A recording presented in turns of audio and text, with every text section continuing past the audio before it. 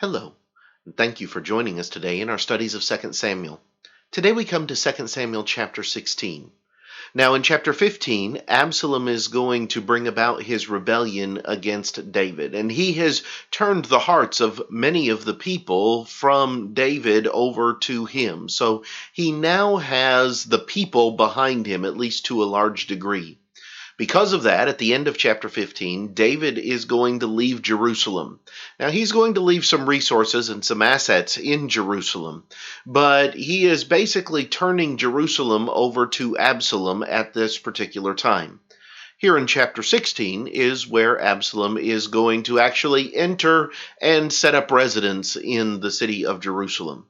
So let's see what's going on with both Absalom and David here in 2 Samuel chapter 16.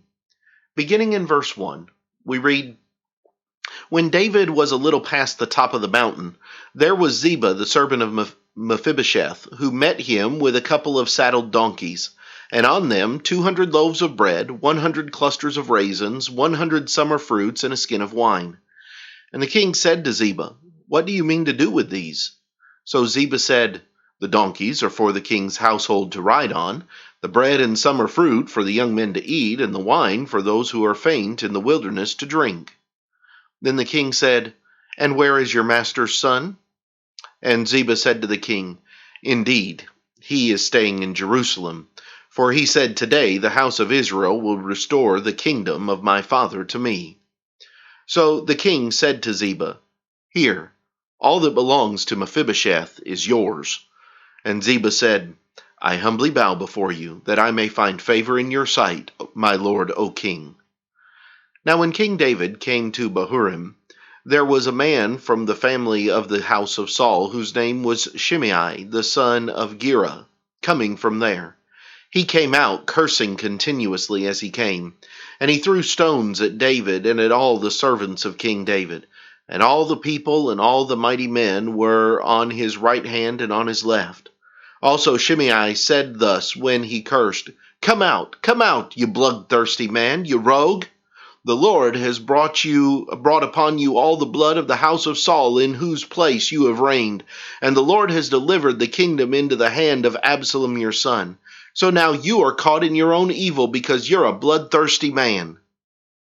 Then Abishai, the son of Zeruiah, said to the king, Why should this dead dog curse my lord the king? Please, let me go over and take off his head. But the king said, What have I to do with you, you sons of Zeruiah? So let him curse, because the Lord has said to him, Curse David. Who shall then say, Why have you done so? And David said to Abishai and all his servants, See how my son, who came from my own body, seeks my life? How much more now may this Benjamite? Let him alone, and let him curse, for so the Lord has ordered him. It may be that the Lord will look upon my affliction, and that the Lord will repay me with good for his cursing this day. And as David and his men went along the road, Shimei went along the hillside opposite him and cursed as he went, threw stones at him and kicked up dust. Now the king and all the people who were with him became weary, so they refreshed themselves there. Meanwhile, Absalom and all the people, the men of Israel, came to Jerusalem, and Ahithophel was with him. And so it was, when Hushai the Archite, David's friend, came to Absalom, that Hushai said to Absalom, Long live the king! Long live the king! So Absalom said to Hushai, Is this your loyalty to your friend? Why did you not go with your friend? And Hushai said to Absalom, No, but whom the Lord and his people and all the men of Israel choose, his I will be, and with him I will remain. Furthermore, whom should I serve? Should I not serve in the presence of his son? As I have served in your father's presence, so will I be in your presence. Then Absalom said to Ahithophel, Give advice as to what we should do. And Ahithophel said to Absalom, Go into your father's concubines, whom he has left to keep the house, and all Israel will hear that you are abhorred by your father. Then the hands of all who are with you will be strong.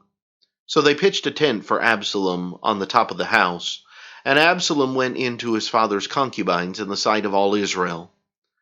Now the house of Ahithophel, or the advice of Ahithophel, which he gave in those days, was as if one had inquired at the oracle of God. So was all the advice of Ahithophel, both with David and with Absalom. Absalom is going to come into Jerusalem. David is going to continue to move away from Jerusalem. And both men are going to have interactions in this chapter.